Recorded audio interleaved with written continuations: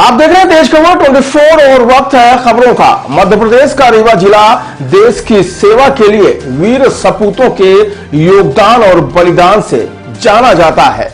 वर्तमान समय में देश के दो प्रमुख थल व जल सेना की कमान विंध्य के हाथों में है।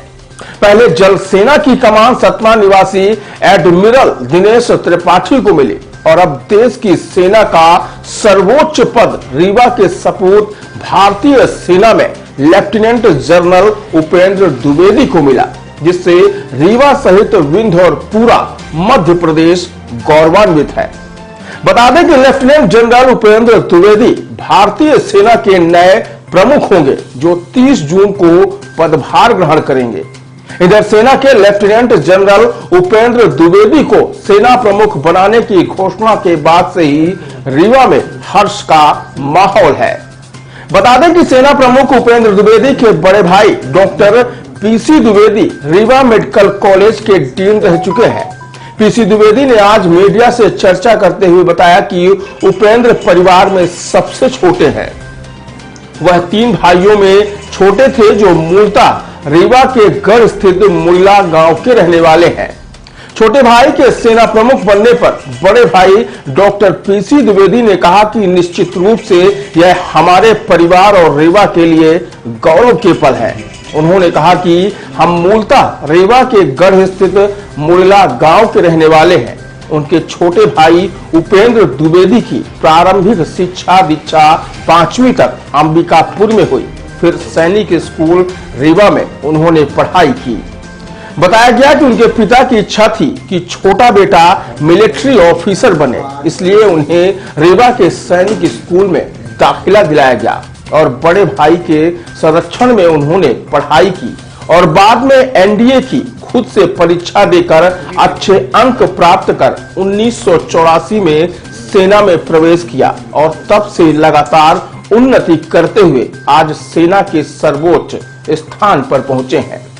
बड़े भाई डॉक्टर पीसी द्विवेदी ने बताया कि छोटे भाई को सेना प्रमुख बनने की जानकारी उन्हें टीवी में चल रहे समाचार के माध्यम से हुई, जिसके बाद से पूरा परिवार गौरवान्वित है। तो आइए चलते हैं और जानते हैं छोटे भाई को देश की सेना का प्रमुख बनने पर बड़े भाई डॉक्टर पीसी द्विवेदी ने क्या कहा है। सर, आपके भाई सेना अध्यक्ष बन रहे हैं, देश की कमान संभालेंगे, कैसा महसूस कर रहे हैं? निश्चित रूप से ये हमारे परिवार के लिए और रीवा के लिए बहुत गौरव की क्षण है। हम लोग बेसिकली रीवा ग्राम मुड़िला गढ़ के पास वहाँ के रहने वाले हैं।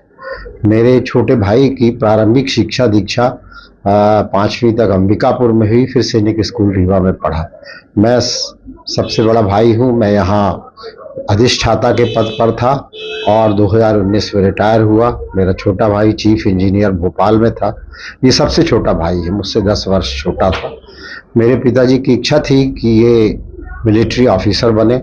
उन्होंने इसको सैनिक स्कूल में एडमिशन दिलाया और मेरे संरक्षण में ही ये रीवा सैनिक स्कूल में पढ़ा। बाद में इसने एनडीए की अपने आप परीक्षा दी और उसमें अच्छे अंक प्राप्त करके 1984 में सेना में प्रवेश किया। तब से लगातार वो उन्नत करता रहा। आप सब लोगों की शुभकामनाएं से आज वो सेना के सर्वोच्च पद पर पहुंचा है। सर, आपको कब पता चला और कैसे माध्यम से? पिछले महीने ऐसी आशा की जा रही थी कि वो सेना अध्यक्ष का पद लेगा, मगर ये चुनाव होने की वजह से और कुछ स्थिति स्पष्ट न होने के कारण 1 महीने बाद यह संभव हो पाया। और वो वाइस चीफ पिछले 6 माह से था, सेना का सबसे वरिष्ठतम ऑफिसर था। और कल शाम को हम लोग रात को टीवी देख रहे थे, तो उसमें स्क्रीन में नीचे लिख कर आया, तब हमें पता चला। तब तक और लोगों ने भी देख लिया था और फिर मुझे फ़ोन पर सबने खबर की। निश्चित ही हमारे रीवा विंध्य प्रदेश के लिए ये एक बहुत गौरव की बात है, जबकि सेना के सर्वोच्च पद पर हमारे रीवा का और हमारे परिवार का सदस्य है। सर, 140 करोड़ जनता की सुरक्षा का भार एक रीवा के लाल के कंधे पर है, तो ऐसे में कैसा गौरव महसूस कर रहे हैं आप? क्या मेरा छोटा भाई उपेंद्र द्विवेदी एक सेना का अनुशासित सिपाही है। वह नॉर्थ ईस्ट हो चाहे नॉर्थ इंडिया हो, वो लगभग हर जगह पोस्टेड रहा। संयोग से उसकी पोस्टिंग बॉर्डर में सबसे ज़्यादा रही। लद्दाख, लेह, जहां आज लोग पहुंचना बड़ा मुश्किल समझते हैं, जम्मू और कश्मीर, और चाहे वह अरुणाचल प्रदेश हो, मेघालय हो, लगभग वह हर जगह वहाँ के सर्वोच्च पदों में रह चुका है। इसके अलावा उसने विदेशों में भी पीस कीपिंग फोर्सेस में भी काम किया है।